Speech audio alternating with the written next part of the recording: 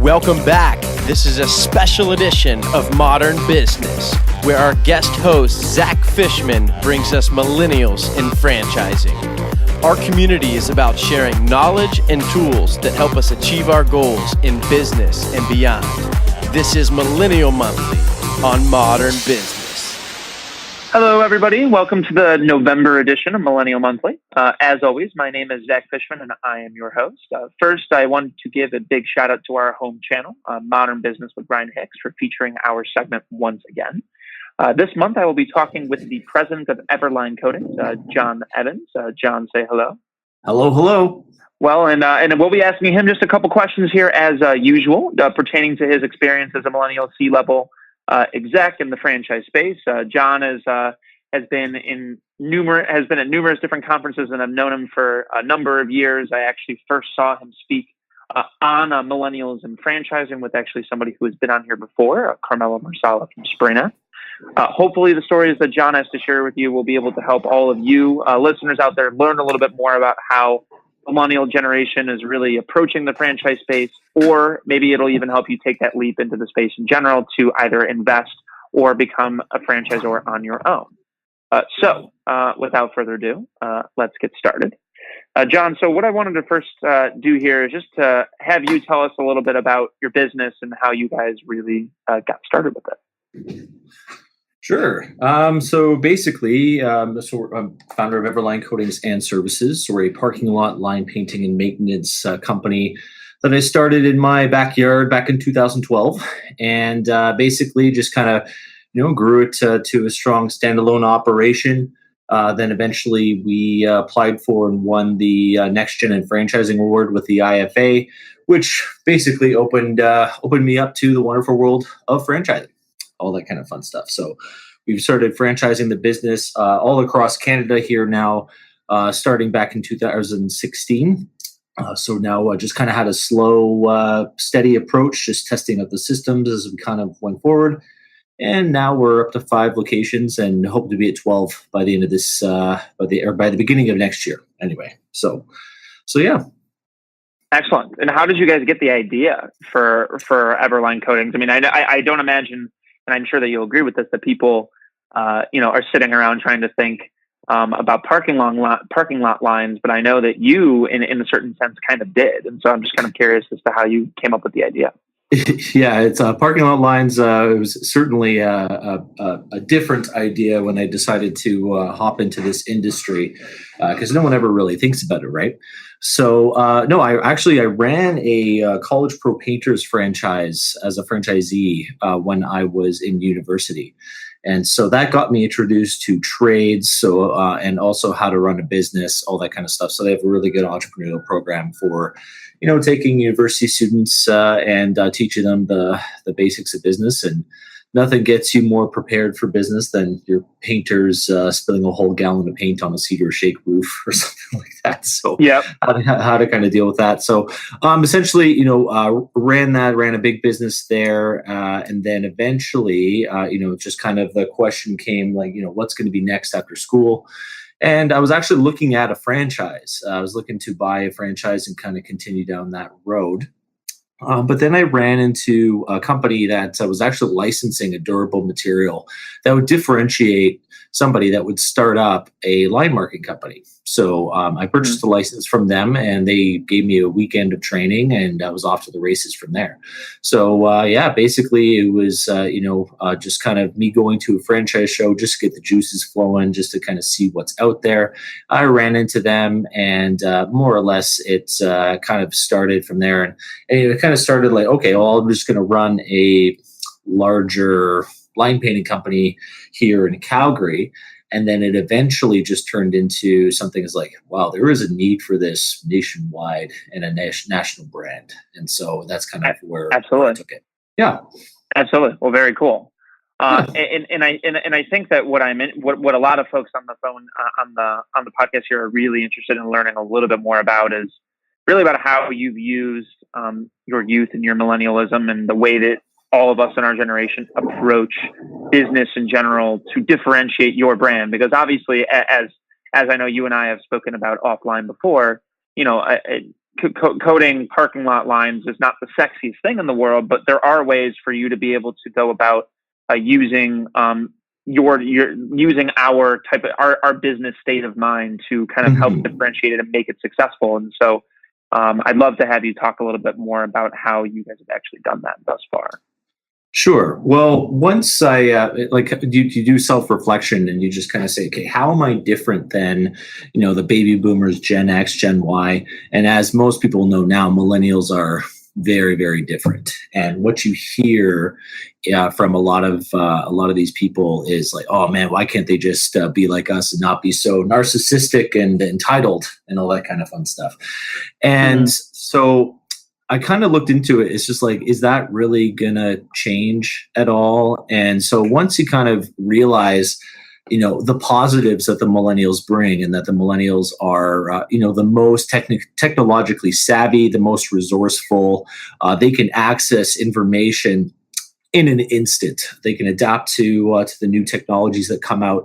And when you apply that to those skills into a business setting, into a growing and emerging brand, you actually tend to move faster than kind of a more established company, as in a startup environment, or for say a competing line painting business. You're going to have all the technology behind you to be far more efficient, which creates advantages in a business environment and all that kind of stuff. Oh, certainly. Yeah. The ability to be nimble is something that's kind of a recurring theme here, John. And I think that a lot of people really found, especially when you're a younger franchisor and you're young in general, and you have the ability to be nimble because you are a little bit smaller and you're not a legacy brand that has to completely repurpose hundreds of franchisees. Obviously, you're in a position where you have the ability to really start with a very modern approach from the ground up and really put your stamp on the business. And so I'm really happy to hear that is something that we're continuing on, because it's a good theme that a lot of people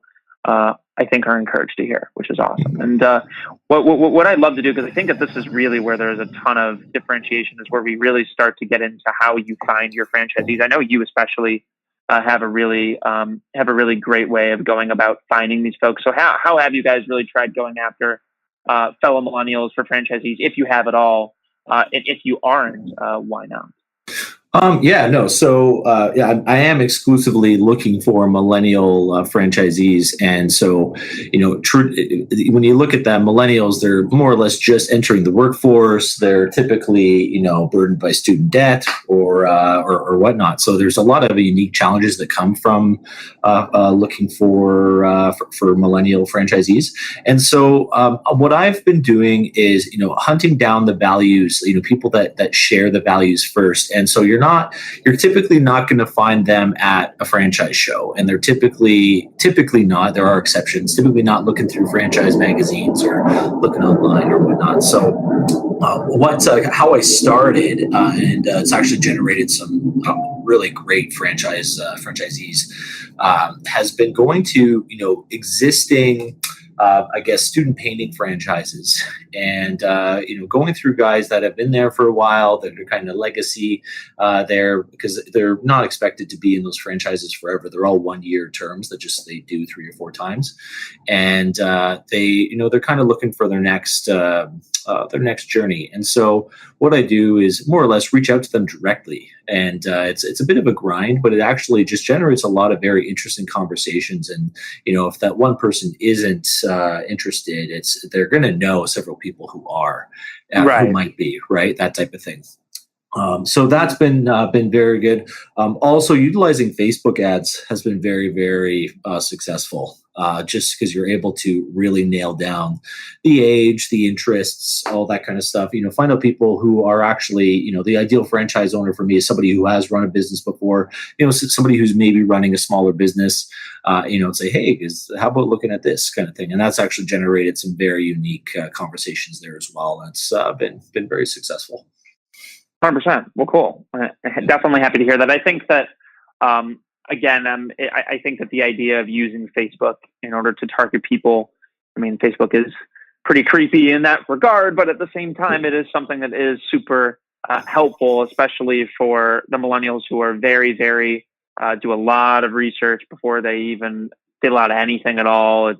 not no more. You're just kind of filling out stuff, and they're going to get information directly from the person. You can find all of it online now. And so I think that going for people that are that targeted, I think that you're going to really get a lot of really great young candidates that I know you're looking for, which is great. Yeah, and the kind of going on the idea that it's scary with Facebook, like, as a millennial myself, I always find that I'm, ad resistant, I guess, like, just that, just kind of, there's so much information being pushed at you that, you kind of gloss over it. But I find the Facebook ads particularly effective in that. And I was frankly quite surprised at the results and the qualified candidates that came out of it. And so that was really cool.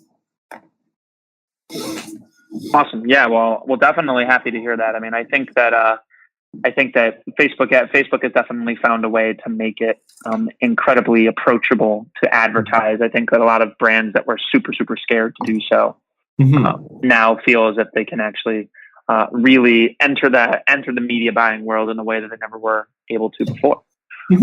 So awesome. And so kind of piggybacking on the Facebook conversation, because I imagine that if you do it for FranDev, you probably do it for on the consumer side. What are you guys really doing on the consumer side to attract to attract business? I'm not necessarily sure if you guys are going for the millennial consumer per se, but how are you guys kind of going about being different and kind of putting your own personal millennial spin on the consumer side of your business?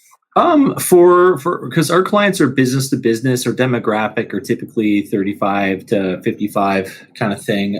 You're looking for property managers. So it's kind of like a, middle management role that you're going for. So what we do is we tailor to what that age group tends to respond to for ads and that type of thing. So we haven't done, anything on Facebook with that, but we have utilized LinkedIn as a way to reach out to those particular types of clients, and also making sure that we're super visible and all over the place on the front page of Google and all that kind of stuff there as well. But even just typical mail outs directly to the decision makers with a follow-up call, I find to be very, very effective. You just send a letter and say, hey, can I quote your work? And there you go. And then the relationship begins. And then utilize digital programs like Trello, for instance, to manage those relationships. And so to just more or less say, oh, you haven't reached out to this person in a couple months, just go out for coffee, that type of thing. And so that type of stuff, utilizing any type of CRM, we find that keeps us really ahead of the game on that front. Absolutely.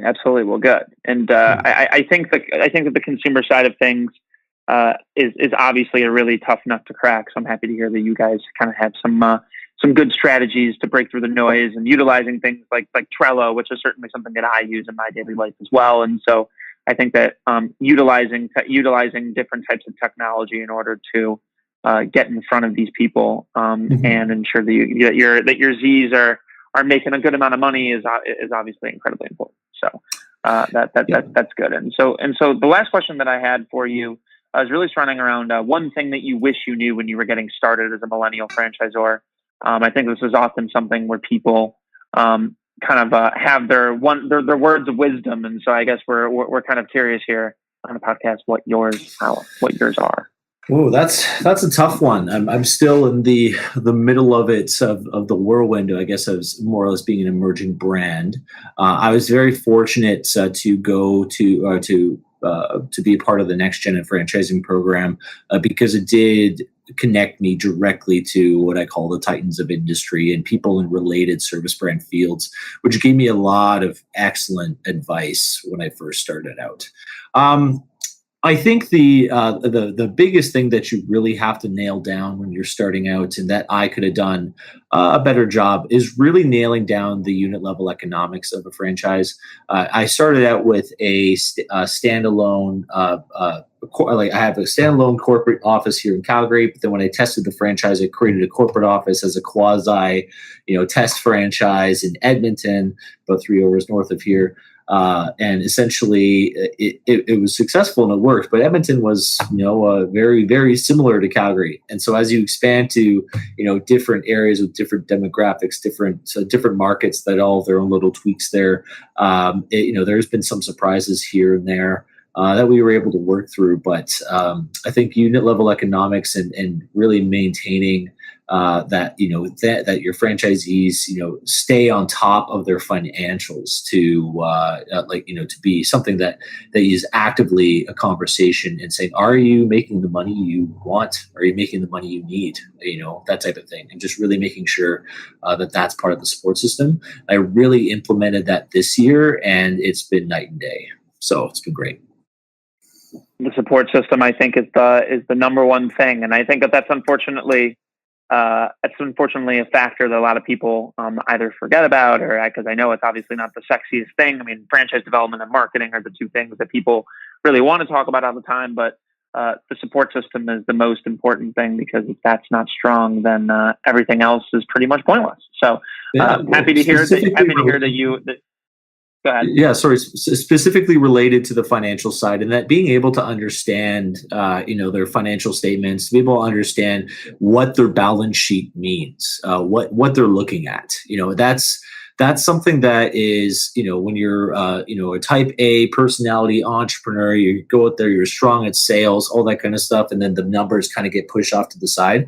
If you're not managing your business, from the balance sheet, not just the income statement or P&L, like the balance sheet is something that is very, very powerful and sets you apart from the rest. So that is something that we implemented this year, and it's changed. Like it's made our existing franchises, they are just machines, and when they manage off the P&L, their profit increases, they're happier, they're investing in more equipment, they're increasing revenue, increases my royalties, all that fun stuff. So it all works.